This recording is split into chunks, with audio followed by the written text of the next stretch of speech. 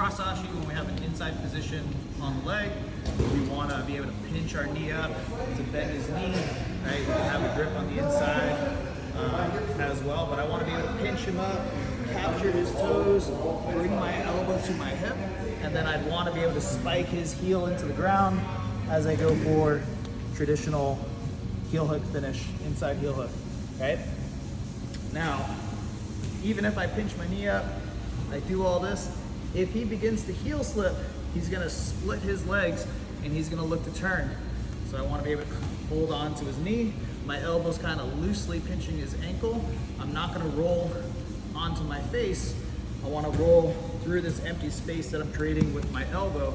So when we go, I'm coming through, right? And I can follow him. But if this continues to happen, eventually we're gonna roll out of bounds and force a reset, or he'll eventually slip out and I won't be able to hold on to him.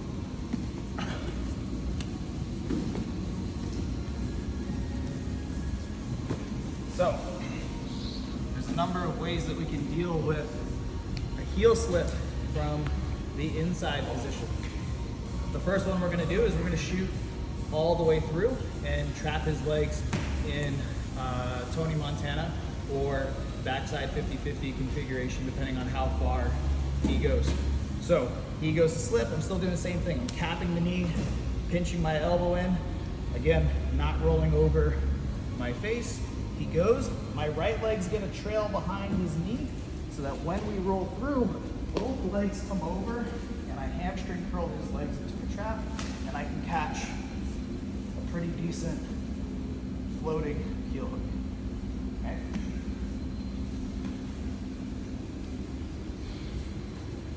We can do that same one. Really, all of these can be done with an inversion as well. So I'll do that same Tony Montana trap where I trap his leg, but this time I'm going to invert. So as we go, I can trap and catch him here. Even if we continue to go, he's going to be too late and I'll catch the inside heel hook I was chasing before.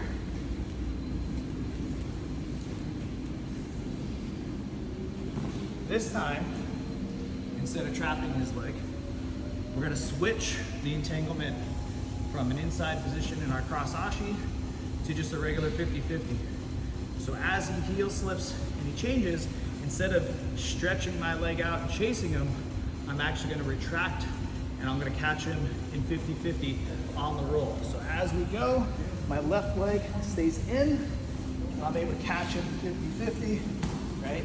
Start looking for my finish here with my legs on the outside instead of the inside. All right, let's do that one more time.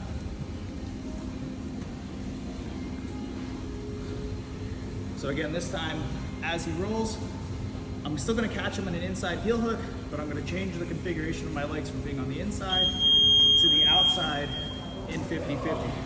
So we roll, I keep my legs in tight, and I'm gonna catch here. Still looking to spike and finish here, but even if you finish it floating, that's okay as well.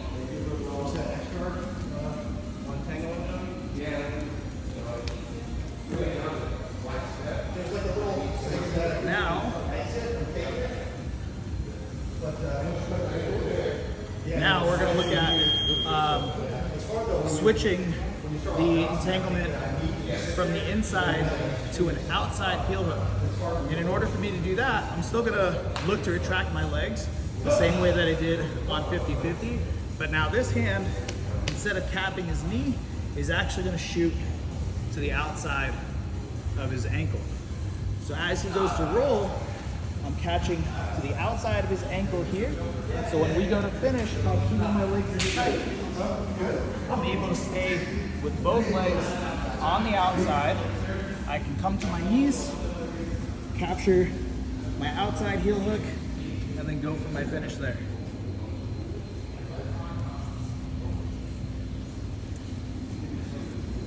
So now let's look at making that same motion with my hand going to the outside, but this time instead of retracting my legs like I did for 50-50 or double outside Ashi, I'm gonna go back to extending my legs the way I did on the first technique to get to Tony Montana.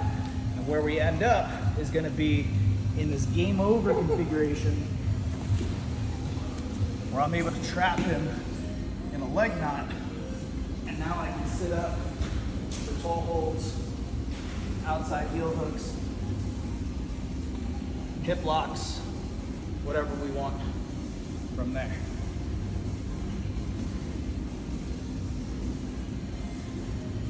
The last one,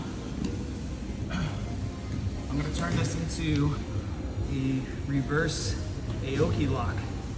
I'm going to extend my hook to the outside the same way I did on the Tony Montana and on that game over entry.